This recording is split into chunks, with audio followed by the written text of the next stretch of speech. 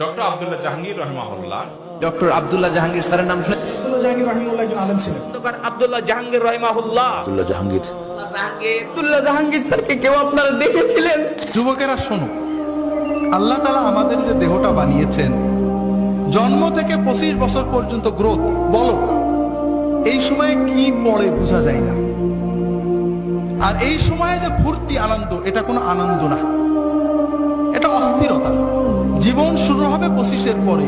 যদি 30 থেকে মৃত্যু পর্যন্ত জীবন পেতে চাও, মৃত্যু নয় জীবন, জীবন মৃত নয়, সত্যিকারের জীবন, যে জীবনে ফুর্তি থাকবে, কর্ম থাকবে, শান্তি থাকবে, এই রকম জীবন পেতে চাও, তাহলে আমার কথাটা একটু মন দিয়ে শোনো।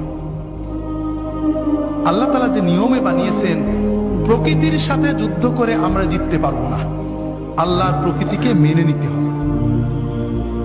আল্লাহ তাআলা আমাদের সৃষ্টি করেছেন, প্রতিদিন 6-7 ঘন্টা তুমি ঘুমাবে, গভীর ঘুম, 1-2 ঘন্টা খেলবে, কঠিন পরিশ্রম, তোমার শরীর ঘেমে রক্ত টকবক করে বেরেনে যাবে। ফুটবল, হাডুডু, ব্যাডমিন্টন, ভলিবল, দৌড়, সাঁতার, এগুলো খেলতে হবে। এরপর 1-2 ঘন্টা আল্লাহর ইবাদত করতে হবে, আল্লাহর সালাত, সিয়াম, জিকির, যতটুকু পারা যায়। তাতে তোমার আত্মা সুস্থ হবে, তোমার মন পরিশুদ্ধ হবে, তোমার আত্মা, মন, দেহ সবকিছু প্রোডাক্টিভ হয়ে যাবে।